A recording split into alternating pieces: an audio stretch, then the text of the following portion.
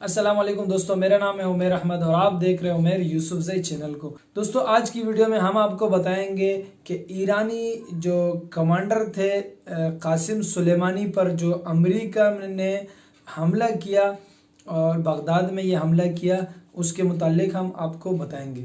दोस्तों, आज की वीडियो में जो ख़ास बात ये है वो ये है कि जो ईरान के जो कमांडर थे कासिम सुलेमानी, उसके ऊपर अमेरिका ने हमला किया।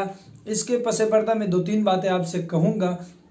सबसे पहली बात तो यह है कि अमेरिका ने इस बंदे को इतना इस्तेमाल किया और भरपूर इस्तेमाल किया, और ख़ासकर इस शख्स को उन्होंने इस्तेमाल किया दाइश के ख़िलाफ़।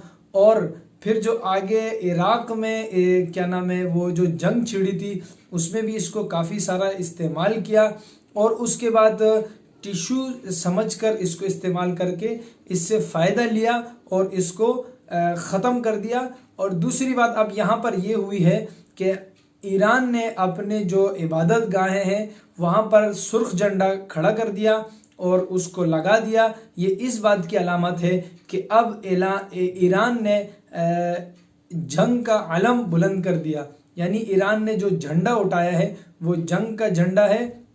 और उन्होंने कहा है कि अब के बाद हम लोग सब्र नहीं करेंगे, और आपने हमारी आंखों में धूल झोंका है और आपने हमारी आंखों में धूल छटका है, और हमारे को बेवकूफ़ बनाकर हमारे ही बंदे को तुमने नुकसान पहुंचाया है। तो इसके पसे पर्दा एक बात और ये भी है कि इस वक्त अमेरिका की जो सूरत हाल है वो कुछ ऐसी है कि वो अमेरिका अफ़गानिस्तान से इनखिला चाहता है और अफ़गानिस्तान से खुरूज यानी निकलने का कोई रास्ता चाहता है, और उसके पास कोई रास्ता नहीं है निकलने का।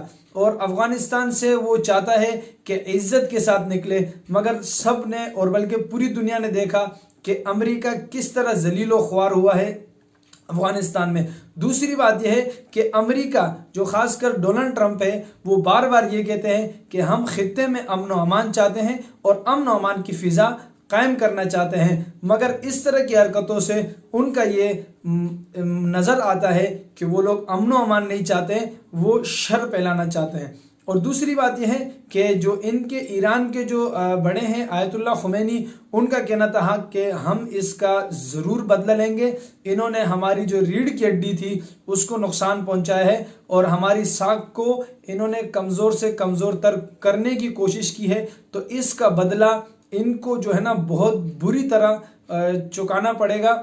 आयतुल्लाह खुमैनी का कहना है कि अमेरिका ने हमारे कमांडर को मारकर बड़ी गलती की है और इसका अमेरिका को अब बहुत बड़ा नुकसान उठाना पड़ेगा।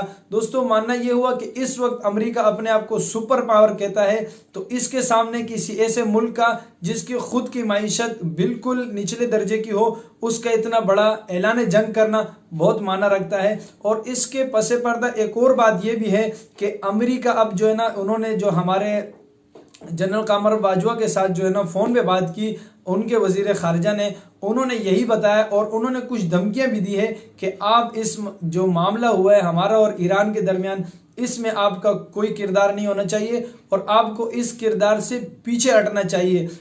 जनरल आसिफ गफूर साहब ने जो कहा है वो ये कहते हैं कि हमने अमन व अमान की एक भरपूर फ़िज़ा कायम की है और ख़ित्ते में हमारी भरपूर कोशिश है कि हम अमन व अमान की फ़िज़ा कायम करें।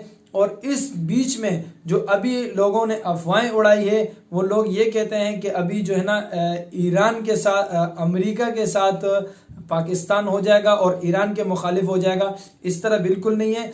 अभी इस पाकिस्तान इस वक्त अपने जो बॉर्डर है उस पर सिक्योरिटी सख्त कर देगा। उसकी मेन वजह यह है कि सुनने में ये भी आया कि अमेरिका के निशाने पर कुछ चंद ममालिक है, जिनमें से खासकर इराक़ के जो है ना कोई 52 जो जगह हैं उनको उन्होंने टारगेट का निशाना बनाया है।